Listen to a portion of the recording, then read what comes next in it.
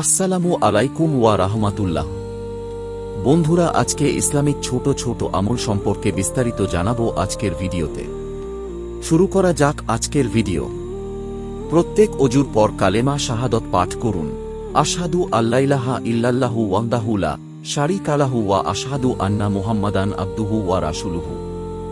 এতে জান্নাতের ৮টি দরজার যে কোন দরজা দিয়ে প্রবেশ করতে পারবেন। সহিহ মুসলিম হাদিস নং ২৩৪। প্রত্যেক ফরজ সলাত শেষে আয়াতুল কুরসি পাঠ করুন, এতে মৃত্যুর সাথে সাথে জান্নাতে যেতে পারবেন। সহিহ নাসাই সিলসিলাহ সহিহাহ হাদিস নং ৯৭২। প্রতিরাতে সূরা মুলক পাঠ করুন, এতে কবরের শাস্তি থেকে মুক্তি পেয়ে যাবেন।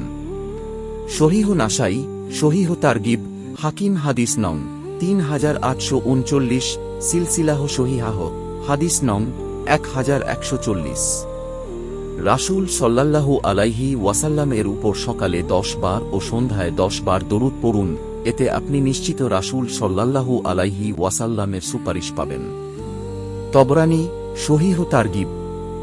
আত্মীয়তার সম্পর্ক রক্ষা করা। কেউ যদি চায় যে তার মূলধন বৃদ্ধি করা হোক এবং বয়স দীর্ঘ করা হোক, তবে তাকে বল সে যেন আত্মীয়তার সম্পর্ক রক্ষা করে। বুখারী মুসলিম হাদিস নং ৬৫৬।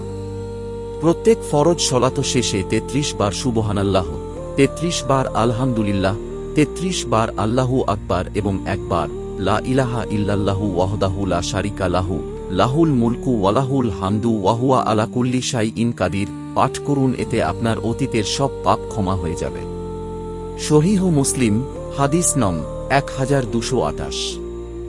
সেই সাথে জাহান্নাম থেকেও মুক্তি পেয়ে যাবেন, কেননা দিনে ৩৬০ বার এই তাসবিহগুলো পড়লেই জাহান্নাম থেকে মুক্ত রাখা হয়, আর এভাবে ৫ ওয়াক্তে ৫০০ বার পড়া হচ্ছে। সহিহ মুসলিম মিশকাত হাদিস নং ১৮০৩। সকালে ১০০ বার ও বিকালে ১০০ বার সুবহানাল্লাহিল আজিম ওয়া বিহামদিহি পড়লে সৃষ্টিকুলের সমস্ত মানুষ থেকে বেশি মর্যাদা দেওয়া হবে। সহিহ আবু দাউদ হাদিস নং ৫০৯১।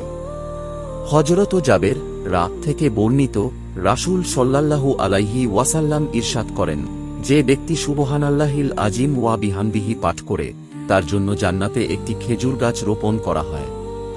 তিরমিজি ৩৪৬৪। সকালে ১০০ বার ও সন্ধ্যায় ১০০ বার সুবহানাল্লাহি ওয়া বিহামদিহি পাঠ করলে কিয়ামতের দিন তার চেয়ে বেশি সওয়াব আর কারো হবে না। সহিহ মুসলিম হাদিস নং ২৬৯২। সকালে ও বিকালে ১০০ বার সুবহানাল্লাহ, ১০০ বার আলহামদুলিল্লাহ, ১০০ বার আল্লাহু আকবার এবং ১০০ বার লা ইলাহা ইল্লাল্লাহু ওয়াহদাহু লা শারীকা লাহু লাহুল মুলকু ওয়া লাহুল হামদু ওয়া হুয়া আলা কুল্লি শাইইন কাদির পাঠ করলে অগণিত সওয়াব হবে। নাসাই সহিহ তারগিব হাদিস নং ৬৫১। বাজারে প্রবেশ করে লা ইলাহা ইল্লাল্লাহু ওয়াহদাহু লা শারীকা লাহু লাহুল মুলকু ওয়া লাহুল হামদু ইউহয়ি ওয়া ইউমীতু ওয়া হুয়া হাইয়ুল লা ইয়ামুত বিয়াদিহিল খায়রু ওয়া হুয়া আলা কুল্লি শাইইন কাদির পাঠ করুন, এতে ১০ লক্ষ পুণ্য হবে, ১০ লক্ষ পাপ মোচন হবে, ১০ লক্ষ মর্যাদা বৃদ্ধি হবে এবং জান্নাতে আপনার জন্য একটি গৃহ নির্মাণ করা হবে। তিরমিজি হাদিস নং ৩৪,২৮,৩৪২। বাড়িতে সালাম দিয়ে প্রবেশ করুন, এতে আল্লাহ তাআলা নিজ জিম্মাদারিতে আপনাকে জান্নাতে প্রবেশ করাবেন। ইবনু হিব্বান হাদিস নং ৪৯৯। সহিহ তারগিব হাদিস নং ৩১৬। জামাতে ইমামের প্রথম তাকবীরের সাথে ৪০ দিন সলাত আদায় করুন, এতে আপনি নিশ্চিত জাহান্নাম থেকে মুক্তি পেয়ে যাবেন। তিরমিজি সিলসিলাহ সহিহাহ হাদিস নং ৭৪৭। সহিহ তারগিব হাদিস নং ৪০৪। মহিলারা ৪টি কাজ করবেন: ১. ৫ ওয়াক্ত সলাত, ২. রমজানের সিয়াম, ৩. লয়াস্থানের হেফাজত, ৪. স্বামীর আনুগত্য করুন, এতে জান্নাতের যে কোন দরজা দিয়ে প্রবেশ করতে পারবেন। সহিহ ইবনু হিব্বান হাদিস নং ৪১৬৩।